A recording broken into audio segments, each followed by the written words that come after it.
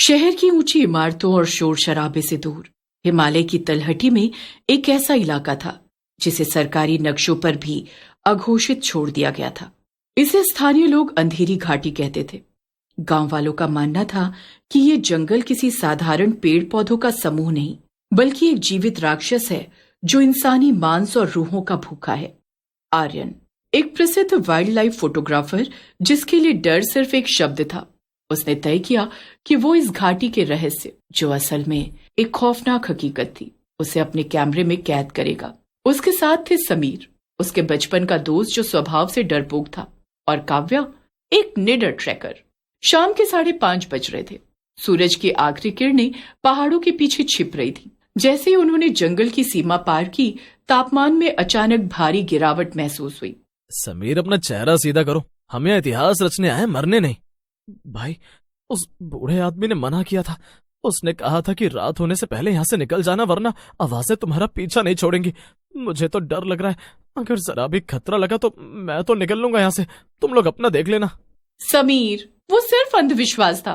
देखो यहाँ की बनावट कितनी अनोखी है। ऐसी बनावट, ऐसा नजारा फिर कहाँ देखने को मिलेगा। तुम जितनी बकबक कर रहे हो, इससे अच्छा है अपनी एनर्जी यहाँ के सुंदर नजारे को समझने में लगाओ। रात के 8 बजते बजते जंगल इतना घना हो गया कि उनकी टॉर्च की रोशनी भी धुंध को चीर नहीं पा रही थी। चारों तरफ एक अजीब सी सरसराहट होने लगी। ऐसा लग रहा था मानो हजारों लोग एक साथ फुसफुसा रहे हों। अचानक समीर रुक गया।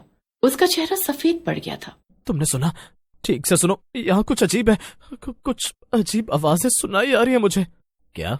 यहाँ तो सिर्फ सन्नाटा है। तुम पागल हो गए हो क्या, या फिर तुम्हारे कान बज रहे हैं?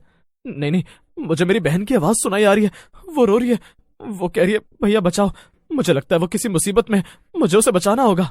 इससे पहले कि आर्यन उसे रोक पाता, समीर पागलों की तरह झाड़ियों में भाग गया। आर्यन और काव्या चिल्लाते रहे, लेकिन समीर अंधेरे में विलीन हो गया। समीर, वापस आओ, वो छलावा है। समीर सुनो, वापस आओ, आगे मत जाओ। वो तुम्हारी बहन नहीं, कोई बहरूपिया है, तुम्हें गुमराह कर रहा है वो। आगे मत जाओ समीर। वे समीर के पीछे भागे, लेकिन उन्हें जो दिखा उसने उनके खून को जमा दिया। एक पेड़ की ऊंची टहनी पर समीर का बैग लटका था और नीचे उसकी टॉर्च पड़ी थी। जैसे जैसे वो जंगल के और भीतर गए, उन्हें एहसास हुआ कि वे रास्ता भटक चुके हैं। पेड़ अपनी जगह बदल रहे थे। जहां पहले रास्ता था, अब वहां कटीली झाड़ियां थी। आर्यन, हमें समीर को छोड़ना होगा, यहाँ कुछ बहुत गलत है। हम उसे नहीं छोड़ सकते। रुको, वो क्या है? दूर एक पुरानी जर्जर झोपड़ी दिखाई दी। उन्हें लगा शायद वहां कोई मदद मिल जाए, लेकिन जैसे ही वे करीब पहुंचे, बदबू इतनी तेज हो गई कि काव्या को उल्टी होने लगी। ये सड़े हुए मांस की बदबू थी।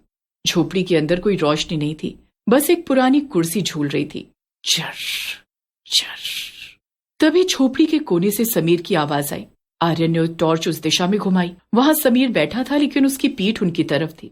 समीर धीरे धीरे पलटा। काव्या की चीख निकल गई। समीर का चेहरा अब इंसान जैसा नहीं था। उसकी आंखें गायब थीं, बस 2 खाली काले गड्ढे थे। आर्यन, क्या तुम मेरी आंखें ढूंढने में मदद करोगे?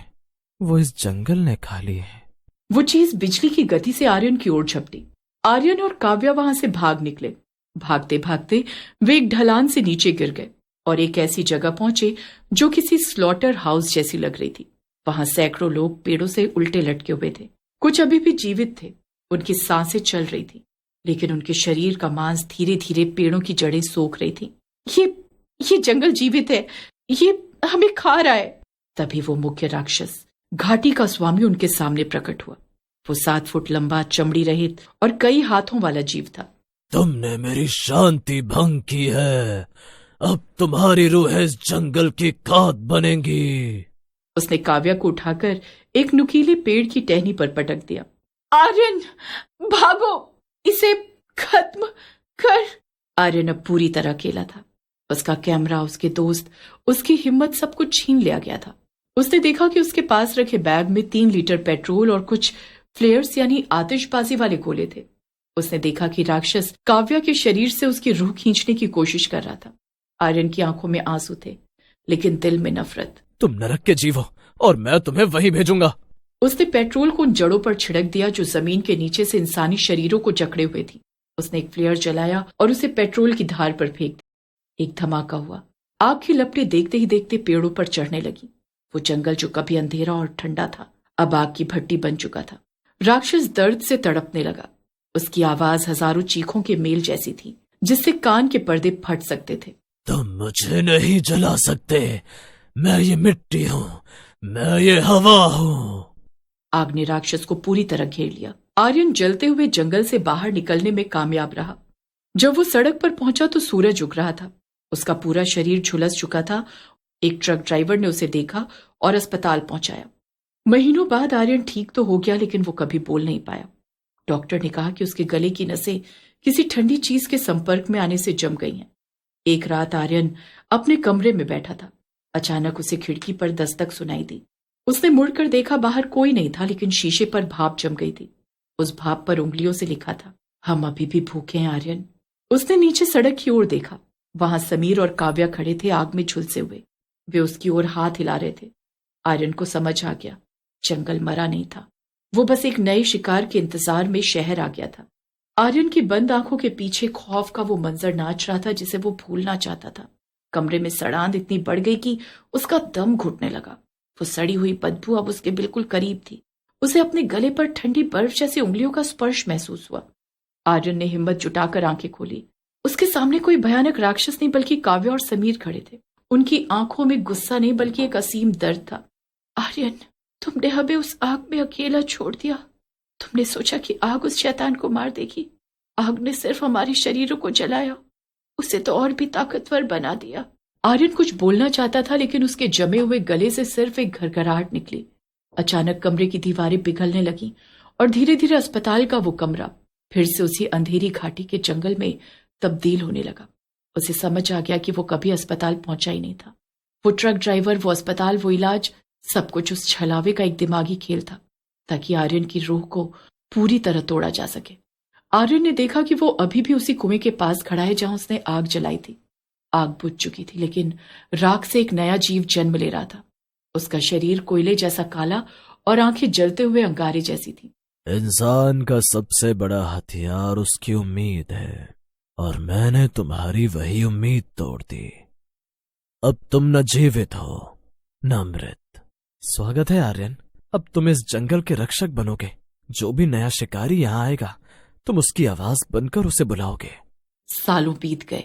अंधेरी घाटी के बाहर एक नया साइन बोर्ड लग गया, प्रतिबंधित क्षेत्र, प्रवेश वर्जित। लेकिन इंसानी जिज्ञासा कभी खत्म नहीं होती। 3 नए लड़के, रोहन, अमित और नेहा, जंगल की सीमा पार खड़े थे। शाम ढल रही थी। यार सुना यहाँ से कोई वापस नहीं आता। सब बकवास है, देखो कितना शांत जंगल है।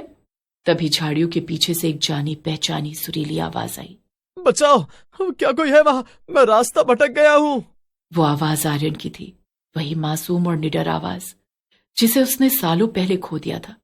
जैसे ही वो तीनों लड़के आवाज की दिशा में जंगल के अंदर बढ़े, पीछे से जंगल के पेड़ों ने आपस में जुड़कर बाहर निकलने का रास्ता हमेशा के लिए बंद कर दिया। आर्यन, जो अब खुद उस राक्षस का दाहिना हाथ बन चुका था, पेड़ की एक डाल पर बैठा अपना पुराना कैमरा साफ कर रहा था। उसके कैमरे के लेंस में अब सिर्फ अंधेरा कैद होता था। घाटी का श्राप खत्म नहीं हुआ था, वो बस बढ़ रहा था। अब उसे हिमालय की ऊंचाइयों की जरूरत नहीं थी। वो धीरे धीरे अपनी जड़ों को जमीन के नीचे पास के गांवों और शहरों की ओर फैला रहा था। हर सन्नाटे के पीछे एक आवाज छिपी थी, और हर आवाज के पीछे एक मौत।